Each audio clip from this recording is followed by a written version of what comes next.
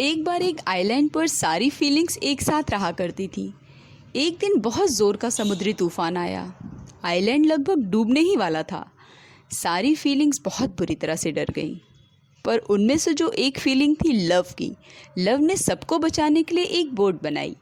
सारी फीलिंग्स को लव ने जल्दी से बोट पर बिठाया, पर एक फीलिंग छूट गई। लव पानी के अंदर चेक करने गया कि कौन सी फीलिंग छूट गई है, and it was ego. Love ने बहुत प्रयास किया ईगो को समझाने का, पर ईगो अपनी जगह से नहीं हिली। सारी फीलिंग्स ने लव को बहुत समझाया कि वो ईगो के चक्कर में ना पड़े। वो नहीं मानने वाली, क्योंकि वो ईगो है। वो जल्दी से बोट पर आकर बैठे और अपनी जान बचाए। बट लव ने किसी की भी बात नहीं सुनी। वो अंत तक ईगो को समझाने का प्रयास करती रही। सारी फीलिंग्स तो बच गई, पर लव ईगो के साथ ही मर गई। Moral of the story is कि love dies because of the ego. जहाँ पर ईगो है वहाँ पर लव सर्वाइव कर ही नहीं सकती। सारी फीलिंग्स समुद्री तूफान से बचने के बाद एक आइलैंड पर पहुँचती हैं। वहाँ पर उन्हें एक बहुत ही बुद्धिमान व्यक्ति मिलता है। फीलिंग्स ने अपनी सारी बातें उससे शेयर की और बताया कि लव ईगो के साथ कैसे मर गई। सारी फीलिंग्स ने कहा, आप तो बहुत बुद्धिमान हैं, आप हमें कोई ऐसा उपाय बताएं कि आगे से ईगो की वजह से लव की डेथ ना हो। उस बुद्धिमान व्यक्ति ने फिर सारी फीलिंग्स को बिठाया और बहुत ही अच्छे से समझाया कि जो दूसरे का मैं जब आपके मैं को जरा भी छू देता है, यहीं से सारी प्रॉब्लम की शुरुआत हो जाती है और यहीं से ईगो का जन्म होता है। हमारे अंदर का मैं एक चोट की तरह होता है, जिसको ज़रा भी कोई छू देता है तो ये बड़ा ही दुखता है। अगर किसी ने हमें गलत बोला तो सच पूछिए हमारी कोई गलती है ही नहीं इसमें। उसने अपनी ज़बान ख़राब की। हमें इससे परेशान होने की कोई ज़रूरत नहीं है। कोई भजन गाए या गाली बके, हमें उससे कोई मतलब होना ही नहीं चाहिए। बट क्या होता है, कभी कभी कोई कुछ नहीं भी कहता है तब भी हम अपने आप को बहुत अपमानित महसूस करते हैं। जैसे कोई हमें रोज़ रोज़ नमस्ते करता हो और बस एक दिन आपकी तरफ बिना देखे ही, बिना नमस्ते किए ही आगे बढ़ जाए, तो तुरंत आपके अंदर का मैं दुखी हो जाता है। ये हमारे अंदर का जो मैं है, जो कि केवल एक माया है, मतलब पूरी तरह से झूठ। इसका कोई अस्तित्व है ही नहीं भाई। उसी को हम सच मानकर पूरा जीवन जीते चले आ रहे हैं।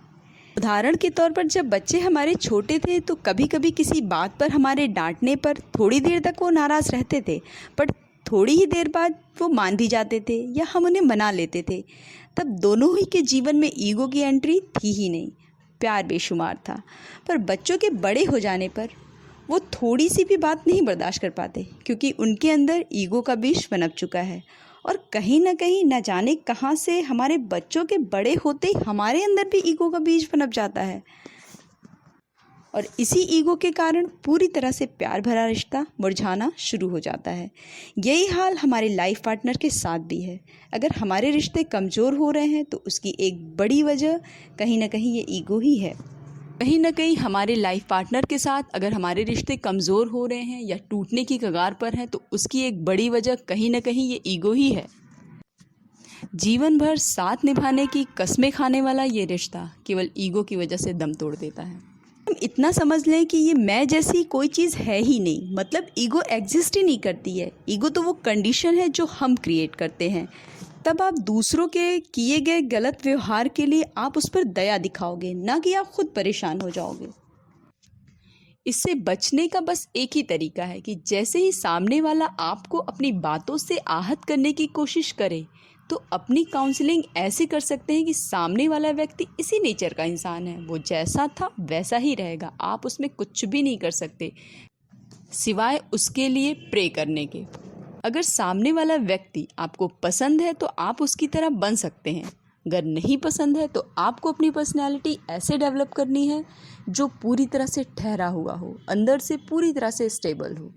इसने अपने अंदर मैं को जगह दे ही नहीं रखी है। जिसके अंदर का मैं जितना नॉन एक्टिव फॉर्म में पड़ा रहेगा, वो व्यक्ति उतना ही एक्टिव रहता है। इसको सीधा सीधा हम ऐसे समझ सकते हैं कि when we feel joyful, when we feel full of life, when we feel beauty, when we think that we are wonderful, then ego will be absent from our life.